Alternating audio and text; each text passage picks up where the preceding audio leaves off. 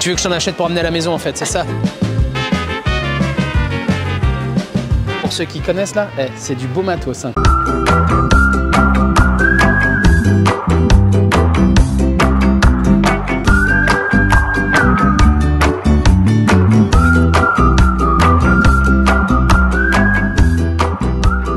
Moi les animaux, je suis très doué pour les cuisiner, mais alors... Regarde comme il est curieux lui. Ils s'en battent les couilles en fait. Regarde ça un peu. Il y a des vignes, il y a des moutons, on va se mettre là, on va faire un barbecue et tout. Alors où est-ce qu'on est allé? Où est-ce qu'on est? On est dans l'Ariège, on est dans l'Aveyron. Mais pas du tout papa, on est dans le 9-3. Ok, aujourd'hui, comme vous pouvez le constater, on est en pleine nature. On est à Blanc-Ménil, dans le 93. Et aujourd'hui, il y a un marché de producteurs. Parce qu'il y a des producteurs locaux aussi en Ile-de-France. Allez, c'est parti, on y va. Ça, c'est la maison du gardien, en fait. Tu vois, regarde. Lui, il habite là. Donc, c'est le seul mec du 93 qui habite à la campagne. Et en plus, c'est son job d'habiter ici. Incroyable. Incroyable. J'ai foiré mes études. Je vais buter mon conseiller d'orientation.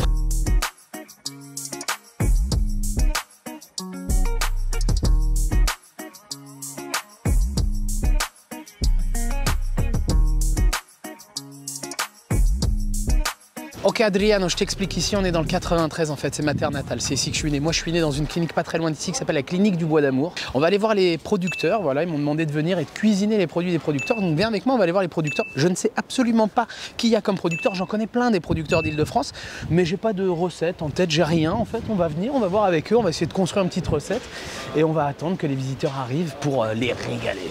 On est prêt à cuisiner, regarde, et j'ai tout prévu, hein. T'inquiète, hein, ça va le faire vénère. Ok, regarde ça comme c'est beau. En plus, franchement, pour ceux qui connaissent là, c'est du beau matos qu'on m'a mis à disposition. On n'est pas là pour plaisanter au Blanc-Ménil. Donc c'est ici que ça va se passer. On va se changer, on va boire le café, on va mettre la veste, on va faire le tour, on va aller voir les producteurs, on va voir qu'est-ce qu'on peut cuisiner de beau. Incroyable ce métier, cuisinier. Il y a des années, on était cachés dans la cuisine et maintenant ils nous mettent sur des scènes. Incroyable. Franchement, ce mot incroyable, c'est pas incroyable comme ce mot incroyable tout le temps. Il est incroyable. Elle est incroyablement utilisée, c'est incroyable, incroyable. En ce moment, c'est... Eux, c'est les meilleurs. Quand j'ai lu la programmation et que j'ai vu qu'il y avait Hugo Clément qui était là, je me suis dit putain, mon idole est là. Ah non, en fait, donc là, c'est qui? C'est Hugo ou c'est Clément? Moi, c'est Hugo. Ok.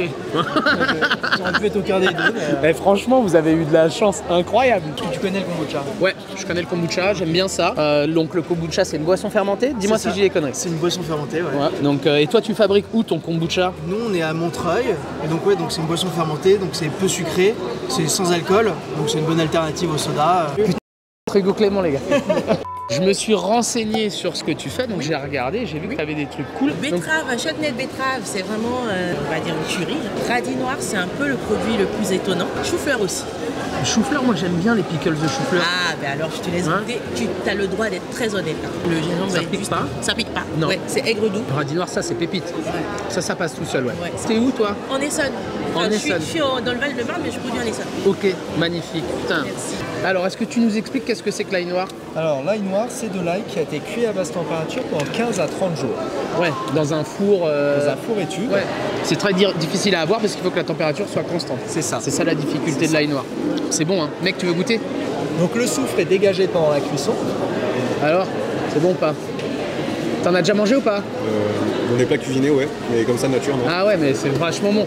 Je pense que ça, si t'en manges un tous les jours, t'es en bonne santé. C'est ça. Ok bébé, ici c'est du ketchup du 9-3, de la confiture du 9-3, de la chimichurri du 9-3. Où tu produis maintenant? À Noisy-le-Sec. À Noisy, t'étais où avant? À la Courneuve. T'as changé? Ouais. Bon, toi, tes produits, je les connais déjà. Chimichurri, j'adore. L'huile, justement, kumbhava, j'y pensais. Alors ça, regarde ça. Donc ça, c'est un houmous de haricots noirs. Ah ouais, putain, oh, ça c'est bon. C'est bon, hein? Ah ouais. Bon, très cool. Je repasse te voir tout à l'heure, mais je pense que ça là, ça peut être sympa, je pense. On continue notre tour, on revient vous voir. Je vous ai vu ce matin, vous étiez le premier arrivé. Le deuxième. Ouais. Le troisième, c'était moi. Qu'est-ce que vous faites, vous? Des jus de fruits, des... Nous, on est producteurs de jus de pomme, de cidre, de jus de pomme, donc les petits tonneaux, de l'eau de vie. Et vous êtes où? On est à Auteuil-en-Valois, dans l'Oise, à la limite de l'Île-de-France. Moi, je repasse vous voir tout à l'heure pour faire une petite dégustation comme il faut avec ma veste de cuisine et tout. Ok? À toutes. Donc vous faites des produits à base de soja, c'est ça? C'est ça. Les crocarettes, c'est des fricadelles de tofu en fait? Presque. Ok. De soja. Ok. Mais exactement. Ouais. Tu sais ce qu'il y a dans une fricadelle, hein? J'ai vu un reportage là-dessus. De toute façon, il n'y a pas de porc là-dedans. Ah, ça, du porc, oui, c'est sûr, il n'y en a pas. Mais tu donnes ça à un chien, elle le bouffe pas non plus. Mais tu vois, ça me séduit bien ça. Ça me plaît bien. Je reviendrai pour ça et puis ton tofu. Je repasse tout à l'heure. Ça marche. Salut, bonjour. Alors, vous êtes la maison Alperel. Mais je crois qu'on se connaît. Vous n'êtes pas au collège culinaire, vous, non? Tout à fait. Je sais tout, moi, je sais tout. Et qu'est-ce que vous avez comme truc un peu funky, rigolo, qui peut marcher pas forcément... Alors là, il y a yaourt, ok. Pas forcément que du sucré, vous avez que du sucré. Hein. Enfin, il n'y a pas une glace genre un truc... Il y a que du sucré, mais je vous conseille de goûter le chocolat qui est très peu finalement. Waouh. Franchement, là j'ai l'impression de manger une mousse au chocolat. Il y a un autre truc que du chocolat ou pas? On a chocolat, 75%, ouais.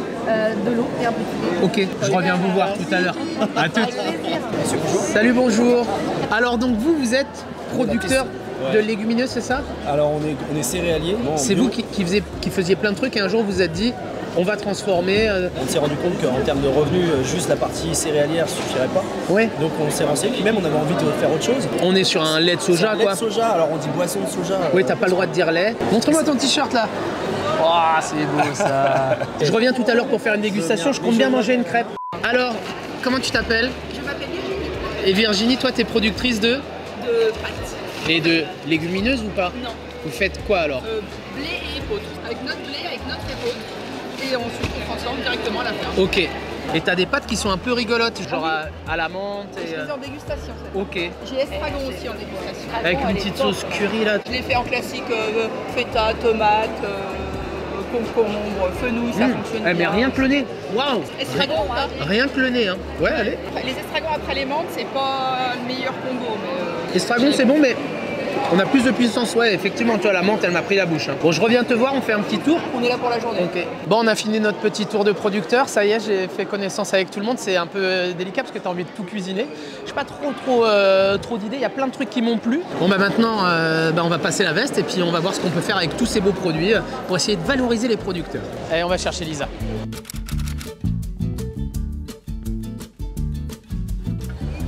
Donc Lisa, c'est la jeune que regarde. Allez, je suis sûr qu'elle est en... elle se stresse, c'est sûr. Ouais, je sais que tu te stresses. T'es prête? Ouais. Je te fais un petit brief? Oui. Tu viens avec moi, je te mets un micro et je te fais un petit brief. Lisa, donc toi, tu as un food truck juste ici. Ouais. Tu fais des pâtes fraîches, on a dit, c'est ça. Donc tu te déplaces, tu fais plein d'événements. C'est ça. C'est toi qui les fais, les pâtes fraîches? Ouais. Ok, ça c'est fort. Et Kevin, toi, tu travailles dans l'événementiel? C'est ça, je suis régisseur technique. Et c'est toi qui as mis en place toute la cuisine là? C'est ça, la cuisine qui va accompagner le déroulement de tes animations pour que ce soit... Tout se passe bien. Ouais, donc un petit briefing juste sur les produits que j'ai vus.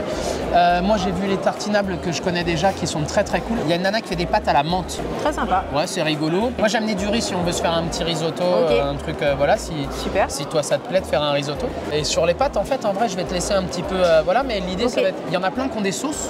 Et l'idée c'est de faire goûter leurs produits et puis voilà, on peut aussi faire goûter un de tes plats à toi. Donc on refait un petit tour rapide, juste toi et moi, on essaie de voir si on arrive à gratter un peu de produits et ensuite on y va. Ça te va? Ça me va. On va prendre un peu d'échalotes. Les pickles, on avait dit, on peut peut-être prendre quelques petits pickles. Moi j'aime bien carottes et j'aime bien radis. On va prendre radis. D'accord. Grazie, fantastico. Tiens, goûte celle-là. Mais je la connais déjà moi. On va chercher des pâtes. Ouais. Ici elle a des pâtes. Grazie. Attends, t'as napoletana ou puttanesca? Allez, on prend puttanesca. Ok, tu vois, c'est ça quand tu me demandes de m'occuper de l'organisation, c'est l'arrache totale. On a juste une demi-heure de retard, mais... Montre-les-nous, fais voir. Ça, c'est les ravioles que je fais moi-même. T'as fait toi avec tes petites mains? Ouais. On vient de faire le tour des producteurs pour aller voir un peu ce qu'on pouvait cuisiner. Avec Lisa, on s'est un peu concerté. Donc du coup, on va valoriser aussi ces ravioles. Donc on va faire avec de la puttanesca. On a trouvé ces petites pâtes là, des macaronettes. Donc on va essayer de faire un petit risotto avec. Ensuite, on a des tartinables. Donc on va juste les faire déguster comme ça, les tartinables. Et j'ai amené une chantilly de chèvre. Donc qui va être pas mal avec les tartinables aussi. On va commencer par cuire tes ravioles, comme ça on va faire goûter tes ravioles. Vous avez à l'intérieur de la chair à saucisse, de la viande hachée, ainsi que de la mortadelle à la pistache, mais surtout en fait du parmesan. Ok, donc là elles sortent du frigo, hein, donc on va pas les cuire très longtemps. Pendant que ça se prépare, ce que je propose, c'est qu'on fasse une autre petite assiette de dégustation. Petite chose, j'ai amené un petit ketchup de fraise que je suis utilisé en condiment. Un ketchup de fraise, c'est assez facile à faire. Là, c'est la belle saison de la fraise et ça marche avec tous les fruits. Voilà, on est sur un ketchup. Hein. Cherchez pas une confiture ou... On y va? Allez, on vient les chercher. Là, je vois tout de suite à la cuisson, juste en... C'est parfait. Allez, on y va. On met dans la sauce et on va se terminer tout doucement la cuisson.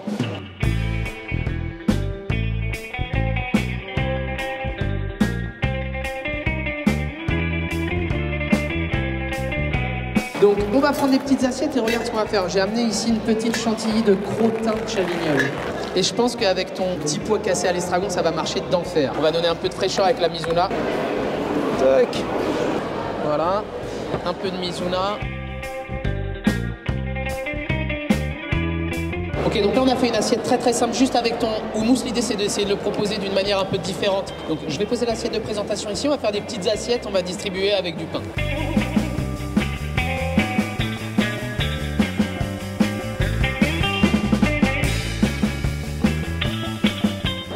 Et voilà. Prego. On va mettre un peu d'eau de cuisson. Ouais. Et on va ajouter du parmesan. Du parmesan, évidemment. Et on a un beau beurre magnifique. Un risotto, il faut éviter de saler parce qu'à la fin, on va ajouter du parmesan, on va ajouter du beurre. Là, en plus, c'est une puttanesca. Allez, on ajoute de l'eau. Et on y va, c'est parti. Voilà, et là, on mélange. Donc, on va dresser ça. Allez, bien, on y va. Ouais.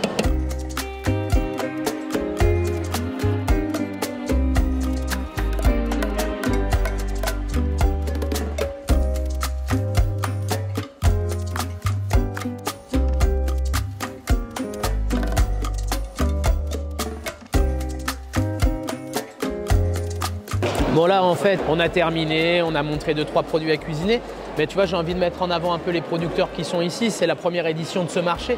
Les producteurs en fait ils sont toujours en demande, moi c'est ce qui me passionne dans mon métier. Je dis toujours qu'en fait on est des exhausteurs de producteurs. Bon Lisa nous a bien aidé quand même franchement, donc tu sais quoi, on va aller voir Lisa et on va essayer de voir, on va foutre le bordel. Quand je vais monter dans le food truck gros, je vais ouvrir la porte, je vais mettre un pied dans le food truck, il va faire BEUM. Allez, comment ça se passe?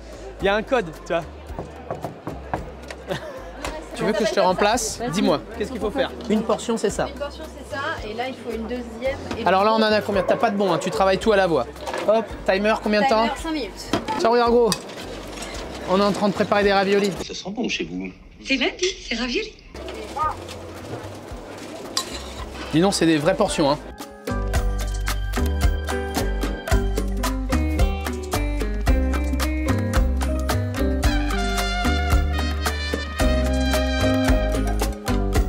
Bon, maintenant qu'on a fini notre atelier cuisine, on va pouvoir un peu discuter un peu plus avec les producteurs. Donc toi, tu es au collège culinaire. Je suis au collège culinaire. Tu as démarré quand? J'ai démarré il y a 6 ans maintenant. J'étais reporter de guerre avant. Waouh. Et j'ai un peu... Je savais pas ça. Mais si. Ah ouais? Ouais. Et j'en ai eu un peu marre, notamment parce que j'avais l'impression de pisser dans un violon en fait. Ah, et que okay. j'arrivais pas tellement à changer pas le utile. monde. Voilà, c'est ça. Et tu t'es dit, je vais changer le monde avec des confitures. Exactement. Et parce que je pense que manger autrement, c'est un facteur de changement aujourd'hui qui est plus efficace et puis qui passe par le plaisir. Au lieu d'être dans les mauvaises nouvelles du monde, je propose du plaisir et du bien-être dans nos petits corps. Quoi. Ouais. Moi, je t'ai connu avec les confitures. Si je me trompe pas, les premiers trucs que j'ai goûté chez toi, tu avais des trucs assez... Tiens, regarde. Elle est vraiment étonnante. C'est ma grande fierté. C'est pas celle que je vends le plus parce qu'elle est pas... Banane, citron vert et sauge. La sauge et la banane, j'aurais pas pensé et ça marche bien. La sauge, on n'y pense pas assez en vrai. Citron de Sicile, sauge, bah, t'aimes bien la sauge. Mirabelle, cannelle. Généralement, quand ça rime ensemble, ça marche. Fraise. Oui, c'est vrai. Fraise rose. Ça, c'est bon. Il y a un côté un peu indien et c'est la rose en fait. Et mec, du ketchup vert, tu vois, green. Je veux bien goûter le ketchup. Ah, du coup, tu m'as jugé un peu avec mon ketchup de fraise. Ouais. C'est parce que ma fille aime beaucoup trop le ketchup, ça me pose problème et j'essaie de trouver des solutions. C'est un peu l'idée de ce ketchup là, c'est qu'on a un ketchup à 85% de légumes. Gingembre, coriandre et girofle, ok. Ils sont en PLS chez Heinz. Allez, on continue notre petit tour. Grazie, merci. Ok, donc alors moi, si j'ai bien révisé ma leçon, vous à la base, vous êtes agriculteur céréalier. Et éleveur de vaches charolaises. Et éleveur de vaches charolaises. Donc bientôt, après les pastas, la bolognaise. Mais bon. Non, parce qu'on arrête l'élevage. Ah, vous arrêtez. Donc tu les fabriques toi, les pâtes? C'est Adrien qui fabrique les pâtes. Adrien qui fabrique les pâtes. Il cultive, il fabrique. En Ile-de-France, je trouve qu'on a une vraie culture céréalière. Oui. Et on ne le revendique pas assez. C'était une vraie volonté de pouvoir proposer un produit du champ à l'assiette. En fait, ouais, et c'est rigolo. Donc toi, c'est du champ à l'assiette. Oui. Et moi, j'ai un format sur YouTube qui s'appelle De la fourche à la fourchette. Vous pouvez retrouver les épisodes en cliquant juste ici. Et donc toi, ta particularité, c'est aussi que vous faites des pâtes qui sont aromatisées. Oui. Donc ta menthe. Estragon. Ok. curry, tomate basilic, Ok. gingembre, sauge, aneth, origan. Fantastique. C'est toutes nos pâtes aromatisées, on les a aromatisées de telle manière à ce que les gens se disent, bah c'est pas que aromatisé sur l'étiquette en fait. Oui. On voulait Ça a vraiment le goût de menthe. Hein. Grazie. Goût, Ok, très bien. Donc toi tu fais de la boisson. On fait de la boisson de soja. C'est-à-dire du lait de soja, mais on a pu le dire. C'est pas du lait de soja en fait. Ça n'existe pas le lait de soja. Exactement. Mais on a le droit de dire lait d'amande ou pas? Oui, c'est mon interprétation, mais je crois que c'est à partir du moment où ça n'a pas subi une transformation spécifique. Tu vois, l'amande, tu l'écrases, ça fait ça. C'est vrai. Le coco, tu l'ouvres, ça coule. Il n'y a pas d'ajout. Comment tu fabriques ton lait de soja? Eh ben, j'ajoute 90% d'eau déjà. Ça, c'est le côté sympa. Putain, c'est rentable ton histoire. Alors, on peut aller dans le coup, on peut aller dans le détail du coup. Malheureusement, non. Donc bref, tu vois, regarde, je te montre les graines de soja, ça ressemble à ça. C'est ça les graines de soja. On le fait passer d'abord dans une décortiqueuse pour obtenir ceci. Et une fois qu'on a ça, on le fait tremper une nuit. Comme toutes les légumineuses, tu le fais tremper. Après, tu peux te le faire en pré-cuisson aussi. À la maison, moi j'ai une petite sous-videuse, tu vois. Je pré-cuis tout le week-end. Exactement. Grazie en tout cas. Et nada. Du coup, t'es quoi? T'es chocolatière? Je suis artisan chocolatière. Et tu es où? Située basée à Issy-les-Moulineaux. À Issy-les-Moulineaux, dis donc. Ça sent le vrai chocolat chaud. Le vrai chocolat. Comment tu l'as fait ton chocolat chaud? Je l'ai fabriqué avec des pistoles de chocolat noir. Ouais. Pure origine. Je travaille que des pures origines de cacao aromatique. J'ai rajouté aussi ça. Du cacao poudre amer. Du cacao poudre avec des fèves de cacao aromatique. Il n'y a pas d'amertume. Est-ce que tu sais ce qui crée l'amertume? Non, la torréfaction, je sais pas. Oui, exactement. Quand la torréfaction est poussée trop fort en température, comme pour le café. On vient complètement faire ressortir que le grillé. Et dans ce cas-là, ça devient amer sur le produit chocolat noir. Mais tu sais, en fait, je pense que les industriels qui font des chocolats très très forts en cacao, ils font exprès de les faire comme ça parce que le mec qui achète ça, qui dit ok j'ai une tablette à 80 ou 90 et qui a pas un goût, il se dit mytho. Mais ça veut dire que comme le jambon rose, exactement. Ça veut dire que le palais a été mal éduqué. Exactement. A été complètement perverti. Exactement. En fait. Merci beaucoup. Julien. À plus. Qu'est-ce que c'est ça? Du tofu fermenté, très cool, genre en salade un peu, tu l'utilises comme de la feta. Putain, c'est bon. Il y a un côté un peu hareng fumé. Exactement. Parce qu'en fait, il y a des algues. Et ça, c'est une variante, c'est avec du tofu avec des ours. Et là, la marinade, c'est plutôt estragon. Tu vois, par contre, ça sera plus facile à manger pour mes enfants qu'un truc comme ça, par exemple. Donc, et là, attends, vas-y, ketchup. Mec, c'est du ketchup en permaculture, regarde ça. Ah, il y a du poivron, de l'oignon, du miel. Tiens, ils mettent pas du sirop de glucose, c'est bizarre. Du balsamique bio. Ouais, parce que franchement, ce serait pas drôle de mettre du balsamique de merde. Il vaut mieux mettre du bio, ok. Huile d'olive, épices bio, ok. Mais en fait, presque tout est bio, quoi. Et vous avez inventé la fricadelle végétarienne. C'est ça. Genre à la poêle avec un peu... le truc est vegan, donc tu le fais avec un peu de beurre. Du saindoux. Du saindoux. Dans le saindoux. Dans le saindoux. Mais ouais, donc ça, tu peux le passer aussi en friture, en fait. Clac, clac, comme ça. Parce que c'est pas parce que t'es vegan que tu dois pas manger gras, tu vois. Tu vois, tout à l'heure, on était chez un producteur de lait de soja, même si on n'a plus le droit de dire lait. Et donc, avec le lait de soja, on fait le tofu, c'est ça? C'est ça. Voilà, donc le tofu, en fait, c'est un caillé du lait de soja. Donc, c'est comme si c'était un fromage fait avec du lait de soja. Voilà, ça y est, je vais me faire défoncer dans les commentaires. Bon, en tout cas, le tofu, c'est ça. Grazie, merci beaucoup en tout cas. À plus, les gars.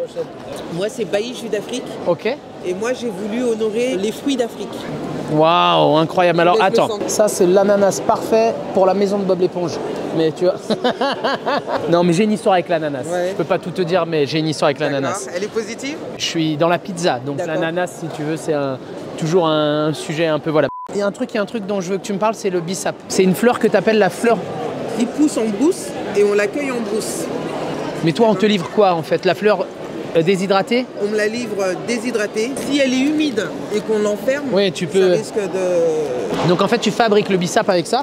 Donc là, avec ça, par exemple, on peut t'acheter ça et fabriquer notre bissap. Avec ça, je fais combien de bissap? Avec ça, tu fais 2 litres de bissap. Le bissap, pour vous expliquer, c'est vraiment la boisson des héros, des sportifs. Je pense qu'il n'y a pas le Nutri-Score là-dessus. Mais à mon avis, t'es... Ouais. Je ne triche pas avec les ingrédients, tout est naturel. Ça, c'est le tamarin, tu connais? Je connais, mais... T'as déjà goûté? Non, j'ai jamais goûté comme ça. Allez, vas-y. On va goûter un tamarin. Et ouais, les gars, c'est ça. On est à Blanc-Minil et on goûte du tamarin. On va le caler entre tes dents et tirer. Il y a un noyau au milieu. Je cale le tamarin entre mes dents.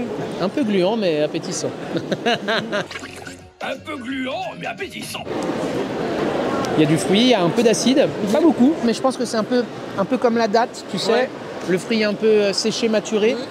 Putain, c'est bon. Ce que je vais te faire, je vais te donner ça. Ouais. Comme t'es chef cuisinier. Ouais. Dans la semaine, tu pourrais élaborer quelque chose. Bon alors vous savez quoi, parce que moi franchement j'ai pas une culture de la cuisine africaine. Donnez-moi des idées là en commentaire que je puisse le cuisiner comme il faut, parce que franchement déjà je te dis honnêtement je partirais déjà sur un sucré là. Je le verrais bien, mais en vrai pourquoi pas même avec un fromage, tu vois. La petite acidité, ouais, un petit acidité sucre, ça peut marcher avec un fromage, un brebis ou un truc comme ça. Donc alors attends, bon là il y a quoi? Fais voir. Gingembre passion. Ah c'est ça, le piquant c'est gingembre. Oh là. Oh mec, le nez. Waouh. Et il est aussi apprécié pour ses vertus. Ah mais en fait c'est vertus, tu veux que je t'en achète pour amener à la maison en fait, c'est ça. T'as vu passer ma femme, qu'elle était malheureuse. Mais... Alors donc ça c'est une cabosse de baobab. C'est ça. L'arbre le plus vieux du monde. L'arbre le plus vieux du monde et le plus grand du monde qu'on dit. Tout ce qui est dedans se mange. Vous avez de la pulpe, vous avez des graines et vous avez de la fibre. Donc toi tu es dans quelle ville? À Goussainville dans le Val d'Oise. Tu es à Goussainville dans le Val d'Oise, donc et tu es productrice. Productrice de jus de fruits artisanaux. Grazie, voilà. Merci beaucoup pour cette découverte. Alors explique-moi, donc toi tu es qui toi? Toi tu es la ferme des Charmettes. C'est ça, je suis la ferme des Charmettes, on est une ferme familiale. Ouais. On est à 45 minutes au nord d'ici, en allant vers Soissons. 16 hectares de verger, 3 hectares pour la pomme à couteau, et puis le restaurant. Alors attends. La pomme à couteau, c'est la pomme pour manger. Comme il y a deux grandes catégories, il y a les pommes à couteau, qui sont à croquer. Dans celle-ci, on va la diviser en deux catégories, les pommes à croquer, les pommes à cuire, à cuisiner, tarte, compote et autres. Et après, il y a vraiment des pommes spécifiques pour le jus, le cidre. Je vais goûter quelque chose. Ah voilà, bah, écoute, voilà, tu vois, en fait, est-ce que tu veux goûter quelque chose? Comme si j'allais dire non. Là, tu es sur une base de jus de pomme, on est sur quelque chose de fleuri. Ouais, j'allais dire sureau, anis, un truc un peu... fleuri provençal. Lavande?